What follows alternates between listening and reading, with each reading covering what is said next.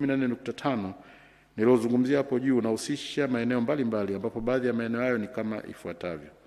Moja, shilingi bilioni 1.2 ni limbikizo la fedha ya ushuru wa huduma uliotakiwa kulipwa kwa halmashauri mbalimbali na kampuni za Mastermind Tobacco Limited na Beijing Construction Engineering Group Company Limited. Kutokana na operations za TAKUKURU, fedha hii ililipwa kwenye halmashauri husika. Pili, shilingi milioni 770 ni fedha ya mikopo iliyotolewa na benki ya NBC kwa vyama vya ushirika vinavyolima zao la tumbaku. Awali vyama hivyo vilishindwa kurejesha fedha hiyo, lakini baada ya TAKUKURU kufuatilia, vyama hivyo vilirejesha fedha hiyo benki ya NBC tawi la Kahama mkoani Shinyanga. Tatu, shilingi milioni 221 ni fedha iliyotokana na uuzwaji wa viwanja vya halmashauri ya manispaa ya Kahama eneo la Nyasubi. Awali waliopewa hati za umiliki wa viwanja husika hawakuwa wamelipia gharama za ununuzi wa viwanja hivyo kulingana na utaratibu, lakini kupitia operations za TAKUKURU kiasi hicho cha fedha kimelipwa na wamiliki wa maeneo hayo. Mheshimiwa Rais, taarifa hii ya operation za uchunguzi ninayoiwasilisha leo ni ya kuanzia mwezi Julai mwaka 2024 hadi Juni 2025. Lakini katika kipindi cha Julai 2025 hadi Februari 2026 kiasi cha shilingi bilioni 101.8 kimeokolewa kutokana na operation mbalimbali za uchunguzi zilizofanywa na TAKUKURU. Tukirejea katika taarifa yetu, katika kipindi cha Julai 2024 hadi Juni 2025, TAKUKURU ilikamilisha uchunguzi wa majarada 1030.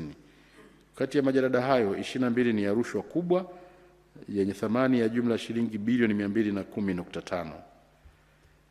Idadi hii ya majarada 1030 ya uchunguzi yaliyokamilika imeongezeka ikilinganishwa na majarada 728 yaliyokamilika kwa mwaka wa 2023-2024, yakiwemo majarada 17 ya rushwa kubwa kwa mwaka huo. Ongezeko hili linatokana na kasi ya ushughulikiwaji wa tuhuma zinazowasilishwa katika ofisi za TAKUKURU. Mheshimiwa Rais, uchunguzi wa majarada yaliyokamilika mwaka 2024-2025 pamoja na mambo mengine unahusisha tuhuma za kugushi kadi za benki zilizoibiwa taarifa zake na kupelekea kiasi cha shilingi bilioni 147.5 kutolewa hapa nchini kwetu katika akaunti za wateja pasipo ridhaa yao. Uchunguzi wetu ulibaini kuwa fedha hii ilitolewa kupitia malipo ya huduma na bidhaa kwa kutumia kadi 1551 za wateja wa mataifa 11 kupitia makampuni 162 na benki 5 za hapa nchini. Uchunguzi huu pia ulibaini yafuatayo: kadi zilizogushiwa zilitumika kufanya malipo mbalimbali ya huduma za utalii, usafirishaji, malipo ya kodi na bima ya afya. Pili, watuhumiwa walifanya utakatishaji wa fedha na kusababisha hasara shilingi bilioni 2.6 kwa baadhi ya benki. Na tatu, makampuni 82 ya utalii yaliyopo katika mikoa ya Arusha, Kilimanjaro, Dar es Salaam na Mwanza yalitumia kadi zilizogushiwa kinyume na sheria ya kanuni ya adhabu na sheria ya uhujumu uchumi. Mheshimiwa Rais, katika uchunguzi huu hadi kufikia mwezi Juni mwaka 2025, TAKUKURU ilikuwa imeokoa kiasi cha jumla ya shilingi milioni 678 zilizorejeshwa benki.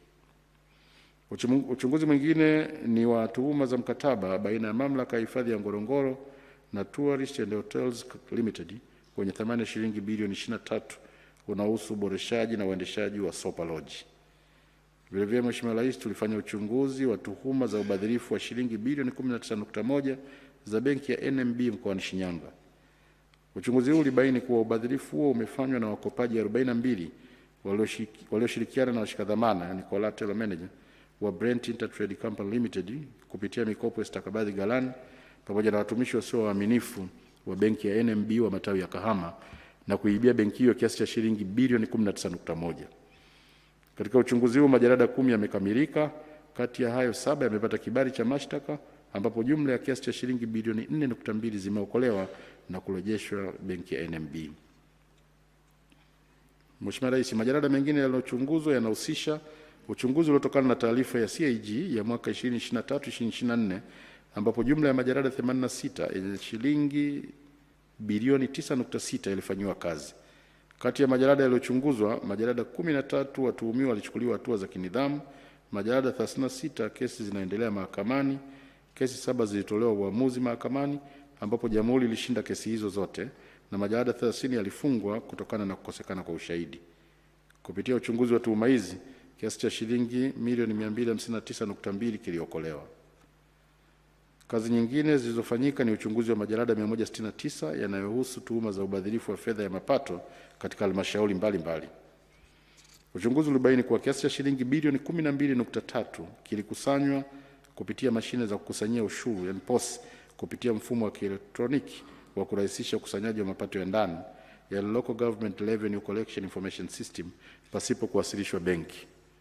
Kati ya majalada yaliyochunguzwa, majalada 32 yanaendelea na uchunguzi, majalada 39 yamewasilishwa Ofisi ya Taifa ya Mashtaka kuomba kibali cha mashtaka na majalada mawili yalipata kibali cha kufunguliwa mashtaka mahakamani. Majalada 49 kesi zinaendelea mahakamani, majalada 8 watuhumiwa wamechukuliwa hatua za kinidhamu na majalada 39 yalifungwa kutokana na kukosekana ushahidi. Kupitia uchunguzi huu TAKUKURU imeokoa kiasi cha shilingi bilioni 1 na tunaendelea na uchunguzi ili kuhakikisha kuwa kiasi chote kilichofanyiwa ubadhirifu kinarejeshwa. Mheshimiwa Rais, kupitia operesheni hizi uchunguzi wa TAKUKURU ulibaini kwamba sababu za ubadhirifu kuendelea kufanyika kwenye ukusanyaji wa mapato ya halmashauri mbalimbali nchini ni pamoja na sababu kuu mbili zifuatazo. Mosi, kukosekana kwa usimamizi madhubuti wa kuhakikisha kuwa fedha inayokusanywa inahifadhiwa benki, na mbili, baadhi ya wasimamizi na wahasibu kukosa uadilifu na kujinufaisha na fedha hiyo.